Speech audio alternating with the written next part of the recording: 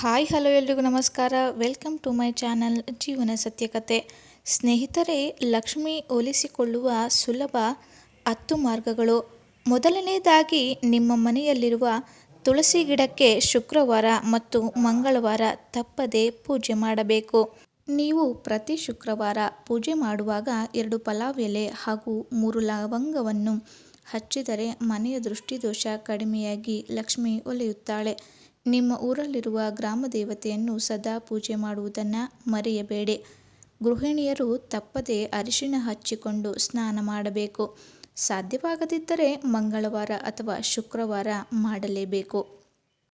ಮುಂಜಾನೆ ಎದ್ದು ಮನೆಯ ಹೊಸ್ತಿಲನ್ನು ಒರೆಸಿ ಅರಿಶಿಣ ಕುಂಕುಮವನ್ನು ಹಚ್ಚಿ ಹೂ ಮುಡಿಸುವುದನ್ನು ಮರೆಯಬೇಡಿ. ಯಾವುದೇ ಕಾರಣಕ್ಕೂ ರಾತ್ರಿಯ ವೇಳೆ ಮೊಸರನ್ನು ತಿನ್ನಬಾರದು. ಸದಾಕಾಲ ನಿಮ್ಮ ಮನೆಯಲ್ಲಿ ಧನ ಧಾನ್ಯಗಳು ತುಂಬಿರಲು ಒಂದು ಕೆಂಪು ಬಟ್ಟೆಯಲ್ಲಿ 108 ಲವಂಗ ಹಾಗೂ 11 ನಾಣ್ಯವನ್ನು ಹಾಕಿಟ್ಟರೆ ನಿಮ್ಮ ಮನೆಯಲ್ಲಿ ಸದಾ ಧನ ನಾಣ್ಯ ನೆಲೆಸಿರುತ್ತದೆ.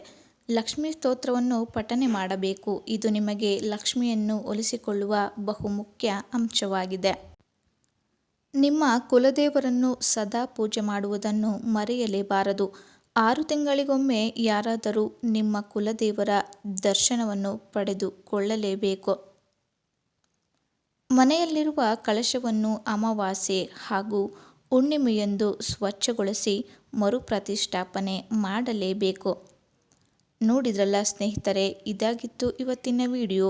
ಈ ವಿಡಿಯೋ ನಿಮಗೆ ಇಷ್ಟ ಆದರೆ ಒಂದು ಲೈಕ್ ಮಾಡಿ ಹಾಗೂ ಮತ್ತಷ್ಟು ಜನರಿಗೆ ಶೇರ್ ಮಾಡಿ. ನೀವಿನ್ನೂ ನಮ್ಮ ಚಾನಲ್ನ ಸಬ್ಸ್ಕ್ರೈಬ್ ಮಾಡ್ಕೊಂಡಿಲ್ಲ ಅಂದರೆ ಈಗಲೇ ಸಬ್ಸ್ಕ್ರೈಬ್ ಮಾಡ್ಕೊಳ್ಳಿ.